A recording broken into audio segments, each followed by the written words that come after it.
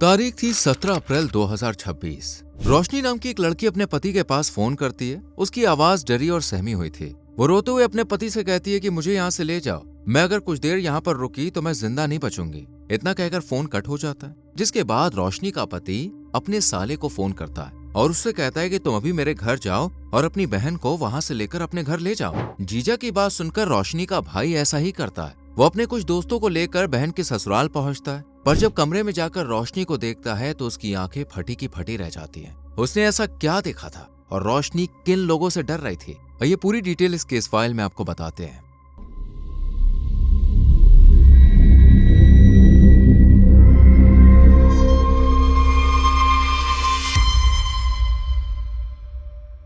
इस case file की शुरुआत होती है मध्य प्रदेश के निवाड़ी जिले से, जहां टहरका नाम के गांव में सुनील वर्मा अपनी फैमिली के साथ रहा करता था। सुनील के पिता का नाम रमेश वर्मा था, जो खेती बाड़ी और जमीन जायदाद के कामों से जुड़े हुए थे। साथ ही उनके पास अपनी पुश्तैनी जमीन भी थी, जिसकी कीमत लाखों में थी। वहीं रमेश वर्मा ने घर में गाय भैंस भी पाल रखी थी, जिनका दूध बेचकर हर महीने अच्छी खासी आमदनी हो जाती थी। यानी परिवार में पैसों की कोई कमी नहीं थी। एक तरफ जहां रमेश पूरा दिन खेतों और जानवरों की देखभाल में गुजारते थे, तो वहीं उनकी पत्नी शांति देवी भी घर के कामकाज संभालती थी और वो चाहती थी कि जल्दी से अपने बड़े बेटे सुनील की शादी कर दें, जिसकी उम्र अब शादी लायक हो गई थी। हालांकि उनका एक छोटा बेटा भी था और उसका नाम था अनिल वर्मा। अनिल अपने बड़े भाई सुनील से बहुत प्यार करता था और उसकी काफी इज्जत भी करता था। दोनों पिता का खेती बाड़ी के काम में हाथ बटाते थे। पर कुछ टाइम के बाद सुनील की इलेक्ट्रिसिटी डिपार्टमेंट में नौकरी लग गई और वो एक लाइनमैन के तौर पर वहाँ काम करने लगा। उसका काम बिजली की लाइनों को ठीक करना, खंभों पर चढ़कर तार जोड़ना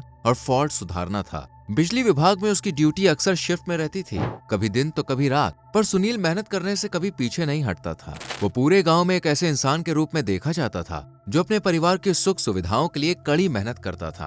आपको बता दें, इलेक्ट्रिसिटी डिपार्टमेंट में लाइनमैन का काम काफी जोखिम भरा होता है, लेकिन सुनील अपने पैरों पर खड़ा होना चाहता था, इसलिए वो इस जोखिम भरे काम को भी करने के लिए राजी हो गया। वहीं शांति देवी अब अपने बेटे की शादी करना चाहती थी, ताकि बहू आकर घर की जिम्मेदारियों को संभाल ले। इसी सोच के साथ उन्होंने सुनील के लिए लड़की देखना शुरू कर दिया, पर उन्हें ये नहीं पता था कि उनका बेटा तो पहले ही एक लड़की को पसंद कर चुका है, जिसका नाम है रोशनी। रोशनी मध्य प्रदेश के निवाड़ी जिले की ही रहने वाली थी और उसकी मुलाकात सुनील से एक फंक्शन के दौरान हुई थी। शुरुआत में ये सिर्फ जान पहचान थी, लेकिन धीरे धीरे दोनों के बीच दोस्ती हो गई और दोस्ती के बाद प्यार। सुनील अक्सर रोशनी के साथ घूमने जाया करता था और दोनों साथ में काफी अच्छा टाइम स्पेंड करते थे। रोज फोन पर बात होती थी और काफी वक्त तक एक दूसरे को समझने के बाद इन्होंने जिंदगी भर साथ निभाने का फैसला कर लिया। सुनील ने जब देखा कि उसके पेरेंट्स उसके लिए रिश्ते ढूंढ रहे हैं, तो उसने उन्हें रोशनी के बारे में बता दिया कि वो उसी से शादी करना चाहता है। ये सुनकर पेरेंट्स ने इस रिश्ते से साफ इनकार कर दिया। दरअसल गांव में रहने वाले लोग ज्यादातर पुराने ख्यालातों के होते हैं। हालांकि अब वक्त बदलता जा रहा है, लेकिन पिछली जनरेशन की नजर में प्यार और लव मैरिज करना एक गुनाह जैसा था और यही सोच सुनील के पेरेंट्स की भी थी। वो चाहते थे कि सुनील की शादी उनकी मर्जी और पसंद से हो। जब सुनील ने अपनी पसंद की लड़की से शादी करने की बात कही, तो उन्हें लगा कि सुनील ने घर की परंपरा को ठेस पहुंचाई है। इसके अलावा इस रिश्ते से इनकार करने की दूसरी वजह दहेज का लालच भी था। अक्सर अरेंज मैरिज में लेन देन और दहेज की बात खुलकर होती है, पर सुनील लव मैरिज करना चाहता था, इसलिए परिवार को भारी भरकम दहेज नहीं मिलता जिसकी वो उम्मीद कर रहे थे। इसलिए उन्होंने सुनील से साफ कह दिया कि वो रोशनी को अपने घर की बहू नहीं बनाएंगे। पर सुनील भी अपनी जिद पर अड़ गया। उसने रोशनी का साथ नहीं छोड़ा, जिस वजह से आखिरकार मजबूरन परिवार को सुनील की बात माननी पड़ी और साल 2021 में दोनों की शादी हो गई। शादी के बाद रोशनी अपने मायके से ससुराल आ गई, जहां सुनील के पेरेंट्स को उसने अपने पेरेंट्स की तरह समझा और उनका ख्याल रखने के साथ साथ घर के कामकाज संभालना भी शुरू कर दिया। पर परिवार ने रोशनी को दिल से कबूल नहीं किया था। वो रोशनी को हर वक्त ताना मारते थे कि वो अपने घर से कुछ लेकर नहीं आई है। अगर सुनील की शादी वो अपनी पसंद की लड़की से करते, तो उनका घर सामान से भर जाता और कार मिलती वो अलग। पर सुनील ने रोशनी से शादी करके उनके अरमानों पर पानी फेर दिया। यही नहीं, रोशनी जिस घर को अपना घर समझ कर आई थी, वहाँ उसे एक बहू नहीं मिली, बल्कि एक बंधुआ मजदूर की तरह रखा जा रहा था। रोशनी का दिन सूरज निकलने से बहुत पहले शुरू हो जाता था। उसे घर के सभी मेंबर्स के लिए खाना बनाना, बर्तन धोना और झाड़ू पोंछा करना पड़ता था। लेकिन ये तो सिर्फ शुरुआत थी, क्योंकि धीरे धीरे पशुपालन से जुड़े काम भी उसी के ऊपर डाल दिए गए। जैसा कि हमने आपको पहले बताया कि सुनील के पिता के पास गाय और भैंसें थी। रोशनी को मजबूर किया जाता था कि वो अकेले ही पशुओं के तबेले की सफाई करे, रोज सुबह और शाम टोकरी भर भर कर गीला गोबर उठाना और उसे ठिकाने लगाना बहुत ही थका देने वाला और गंदा काम था, जिसे रोशनी को जबरदस्ती करना पड़ता था। भारी भरकम भैंसों को नहलाना, उनके लिए भारी चारा काटना, ये सब रोशनी की जिम्मेदारी बना दी गई थी। अगर जरा सी भी देरी होती तो ससुर और सास उस पर चिल्लाने लगते थे।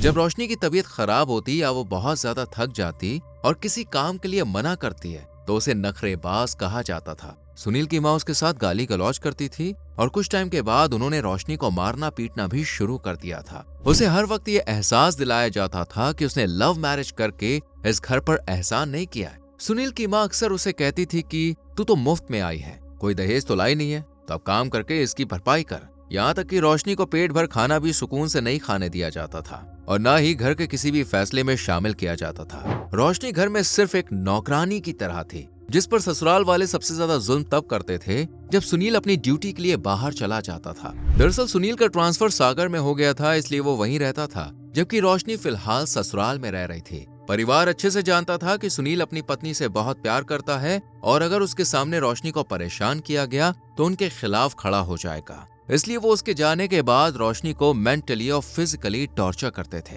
रोशनी के लिए सुनील का घर एक जेल बन गया था, जहां उसे प्यार की जगह नफरत और आराम की जगह सिर्फ और सिर्फ मेहनत मिली। यहाँ तक कि उसे अपने मायके वालों से भी बात करने से रोका जाता था, जबकि देवर, जिसका अपनी भाभी के साथ भाई बहन जैसा रिश्ता होता है, उसने भी यानी अनिल ने एक भी दिन रोशनी को भाभी होने का एहसास नहीं दिलाया, बल्कि वो तो अपने पेरेंट्स के साथ मिलकर रोशनी को मारता पीटता था। हालांकि शुरुआत में रोशनी ने किसी से कुछ भी नहीं कहा, क्योंकि वो सुनील या अपनी फैमिली को परेशान नहीं करना चाहती थी। लेकिन एक दिन जब सुनील अपनी ड्यूटी से वापस आया तो उसने देखा कि रोशनी के शरीर पर खरोचे और नीले निशान हैं। सुनील ने जब इनकी वजह पूछी तो पहले तो रोशनी डर के मारे चुप रही, लेकिन बाद में उसने रोते हुए सब कुछ सच सच बता दिया कि उसका परिवार कैसे रोशनी को टॉर्चर कर रहा है। वहीं सुनील ने भी नोटिस किया कि उसकी माँ रोशनी को दिन रात पागलों की तरह काम में लगाई रहती है। वो इतनी थक जाती है कि ठीक से बैठ भी नहीं पाती है। उसने अपने आंखों से देखा कि कैसे उसके माता पिता और भाई अनिल उसे गोबर उठाने और जानवरों की सेवा करने के लिए मजबूर करते हैं और जरा सी गलती पर गालियां देते हैं। सुनील रोशनी से बहुत प्यार करता था और उसे इस नर्क से निकालना चाहता था, इसलिए वो रोशनी को सागर ले आया और यहाँ पर एक कमरा किराए पर ले लिया, जिसमें दोनों आराम से जिंदगी गुजारने लगे। कुछ टाइम के बाद रोशनी ने एक बेटी को जन्म दिया, जिसके आने से घर में खुशियों की बहार आ गई। अब रोशनी अपनी बेटी और सुनील के साथ हंसी खुशी रह रही थी। उसे ना तो किसी का डर था और ना ही कोई ताना देने वाला था, और अब वो अपने मायके वालों से भी बात कर पाती थी। सब कुछ बिल्कुल ठीक ठाक चल रहा था और देखते ही देखते साल 2026 आ गया। सुनील ने भले ही अपना घर छोड़ दिया था, लेकिन उसका परिवार से बातचीत करना अब भी जारी था। सुनील के पिता ने उसे बताया कि वो अनिल की शादी कर रहे हैं, इसलिए वो रोशनी और अपनी बेटी को लेकर गांव आ जाए। अब क्योंकि अनिल सुनील का छोटा भाई था और घर में काफी सालों बाद खुशियां आई थी, इसलिए सुनील भी रोशनी और अपनी बेटी के साथ अनिल की शादी में शामिल होने के लिए पहुंच जाता है। घर की बड़ी बहू होने के नाते रोशनी सारे कामकाज संभालती है, लेकिन उसकी सास और उसके ससुर उससे कहते हैं कि वो अपने जेवर उन्हें दे दे, क्योंकि उनके पास इतने पैसे नहीं है कि वो अनिल की बीवी को नए गहने बनवा कर दे। जैसी शादी हो जाएगी रोशनी के जेवर उसे वापस कर देंगे।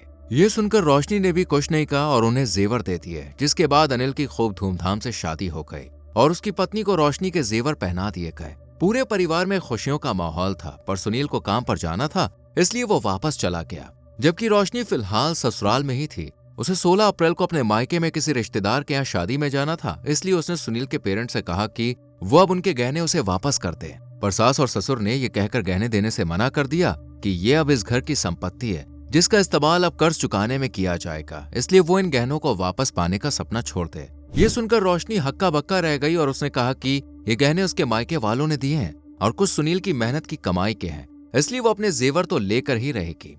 इसी बात पर रोशनी और उसके ससुराल वालों के बीच लड़ाई झगड़ा शुरू हो गया और उन्होंने उसे एक कमरे में बंद कर दिया और दबाव बनाया कि वो चुपचाप मान जाए कि गहने अब उसके नहीं है। पर रोशनी इतनी आसानी से हार मानने वाली नहीं थी। उसने सब कुछ सुनील को बताने की धमकी दी, जिसे सुनकर ससुराल वाले और हिंसक हो गए। उन्होंने रोशनी के साथ मारपीट करना शुरू कर दिया और उसे गंभीर रूप से घायल कर दिया। उधर सुनील, जो अपने काम में बिजी था, अचानक रोशनी ने उसके पास फोन किया और जब अपने साथ हुई मारपीट के बारे में बताया तो सुनील ने रोशनी से कहा कि वो फौरन ही पुलिस को बुला ले। रोशनी ने ऐसा ही किया और पुलिस अनिल को पकड़कर अपने साथ ले गई। लेकिन करीब 2 घंटे बाद वो वहां से लौट आया और घर आने के बाद उसने रोशनी के साथ फिर से मारपीट की और उसके सर पर और शरीर पर किसी भारी चीज से हमला किया, जिससे रोशनी की हालत बिगड़ गई। पर ससुराल वालों को उस पर जरा भी रहम नहीं आता है। 17 अप्रैल की सुबह करीब 5 बजे रोशनी दोबारा सुनील के पास फोन करती है और बेहद डरी हुई और कांपती हुई आवाज में कहती है कि मुझे जल्द से जल्द यहाँ से ले जाओ वरना ये लोग मुझे मार डालेंगे। इतना कहने के बाद फोन कट जाता है, जबकि सुनील अब बहुत ज्यादा परेशान हो जाता है और तुरंत अपने साले को फोन करता है और उससे कहता है कि वो फौरन उसके घर जाए और वहां से रोशनी को अपने घर ले आए। जिसके बाद रोशनी का भाई तुरंत उसके ससुराल पहुंचता है और अपनी बहन को आनन फानन में हॉस्पिटल ले जाता है, जिसकी तबीयत बहुत ज्यादा खराब थी। उसके सर में गहरी चोट लगी थी, इसलिए डॉक्टर्स रोशनी को चेक करने के बाद झांसी मेडिकल कॉलेज में रेफर कर देते हैं, जहां इलाज के दौरान रोशनी की सांसें थम जाती हैं। इधर सुनील जब हॉस्पिटल पहुंचता है तो उसे पता चलता है कि रोशनी अब इस दुनिया में नहीं है। ये सुनते ही वो पूरी तरह से टूट जाता है और अपने पेरेंट्स के खिलाफ रिपोर्ट दर्ज कराने का फैसला कर लेता है, जो रोशनी के मरने की खबर सुनकर अब हॉस्पिटल में आ गए थे। इधर रोशनी की मां जब अपनी बेटी के चेहरे और शरीर पर लगे चोट के निशान देखती है तो उनका गुस्सा फूट पड़ता है और वो सुनील के घर वालों को भला बुरा कहना शुरू कर देती है। बात इस कदर आगे बढ़ जाती है कि हॉस्पिटल में ही दोनों परिवार लड़ना शुरू कर देते हैं। पहले गाली गलौज और फिर हाथापाई होने लगती है। रोशनी के भाई और रिश्तेदार सुनील के पिता और भाई को पकड़ लेते हैं और उनके साथ मारपीट करना शुरू कर देते हैं, जिस वजह से हॉस्पिटल में मौजूद बाकी पेशेंट्स डरने लगते हैं और सिक्योरिटी गार्ड आकर बीच बचाव करने की कोशिश करते हैं और दोनों ही परिवार एक दूसरे पर अपना गुस्सा निकाल रहे थे, जिसके चलते पुलिस को कॉल किया जाता है और पुलिस हॉस्पिटल में आकर पूरा मामला शांत कराती है। इस पूरे बवाल में सुनील अपने माता पिता के साथ नहीं बल्कि अपने ससुराल वालों के साथ खड़ा था। वो चिल्ला चिल्ला कर कह रहा था कि उसके घर वाले ही दोषी हैं, उन्होंने ही उसकी पत्नी को मारा है। ये सुनकर पुलिस सुनील का बयान लेती है और वो अपने बयान में बताता है कि उसके घर वालों ने रोशनी से उसके जेवर लिए थे, ये कहकर कि वो अनिल की शादी के बाद वापस कर देंगे। ये सुनकर रोशनी ने भी उनकी इज्जत के खातिर अपने गहने दे दिए। जब उसने वापस मांगे तो इन लोगों ने उसके साथ मारपीट की और उसके सर पर किसी भारी चीज से हमला किया, जिस वजह से रोशनी की जान चली गई। पुलिस सुनील का बयान सुनने के बाद उसके पिता रमेश से पूछताछ करती है, जो बिल्कुल अलग ही कहानी सुनाते हैं। दरअसल रमेश का कहना था कि उन्होंने रोशनी को नहीं मारा बल्कि उसकी एक्सीडेंट में जान गई है। वो पुलिस को बताते हैं कि रोशनी की शिकायत करने पर पुलिस उनके छोटे बेटे अनिल को उठाकर ले गई थी और वो सुबह तक उसे थाने से बाहर निकालने में लगे थे। घर पर सिर्फ उनकी पत्नी थी। इसी बीच रोशनी का भाई अपने 3 दोस्तों को लेकर आया और रोशनी को अपने साथ ले गया, पर रास्ते में शायद उसकी गाड़ी का एक्सीडेंट हो गया और रोशनी के सर पर गहरी चोट लग गई, जिस वजह से उसकी जान चली गई। साथ ही वो कहते कि हमारा इसमें कोई हाथ नहीं है, बल्कि वो तो हमारे घर से सही सलामत निकली थी। सुनील ने जब अपने पिता का बयान सुना तो उसने जवाब देते हुए कहा कि अगर गाड़ी का एक्सीडेंट हुआ था तो उसमें सिर्फ रोशनी को ही चोट क्यों लगी, उसका भाई तो बिल्कुल ठीक ठाक है, उसे एक खरोच तक नहीं आई। दोनों ही पक्षों की बात सुनने के बाद पुलिस अब रोशनी का पोस्टमार्टम कराती है, जिसकी रिपोर्ट में साफ लिखा होता है कि रोशनी की जो जान गई है वो सर पर गहरी चोट लगने की वजह से गई है। ऐसा लग रहा है जैसे वो कहीं गिर गई है और फिर सर में गहरी चोट लगी है। लेकिन अगर रोशनी की जान एक्सीडेंट की वजह से गई है तो उसके भाई को क्यों कुछ नहीं हुआ, ये सवाल अब भी मिस्ट्री बना हुआ है। हालांकि सुनील ने पुलिस और मीडिया के सामने साफ तौर पर कहा है कि उसकी पत्नी रोशनी को उसके माता पिता और भाई ने ही मारा है। रोशनी ने मरने से कुछ देर पहले फोन करके अपनी जान का खतरा बताया था। सुनील की शिकायत के आधार पर पुलिस ने उसके पिता और भाई को हिरासत में लिया है, पर वो लगातार यही कह रहे हैं कि रोशनी की जान रोड एक्सीडेंट में गई है। अब सच क्या है ये पुलिस फिलहाल पता लगा रही है, जिसके बाद अदालत तय करेगी कि ससुराल वाले दोषी हैं या नहीं। ये केस देखिए हमें समाज की कड़वी सच्चाई से रूबरू करवाता है कि लव मैरिज हो या अरेंज मैरिज हो, सोसाइटी में आज भी कुछ जगह पे बहू को एक इंसान के बजाय दहेज लाने वाली मशीन की तरह देखा जाता है, जो घर को माला माल करते हैं। ऐसे लोगों को अपनी सोच बदलने की काफी जरूरत है, तभी दहेज से जुड़े केसेस कम हो पाएंगे। वैसे आपकी इस केस पर क्या राय है, कमेंट सेक्शन में जरूर बताएं। वीडियो को लाइक और शेयर करें और चैनल को सब्सक्राइब करके बेल आइकॉन प्रेस करें, जिससे आने वाली वीडियोस आपसे मिस ना हो। मिलते हैं अगली वीडियो में, अपना ख्याल रखें।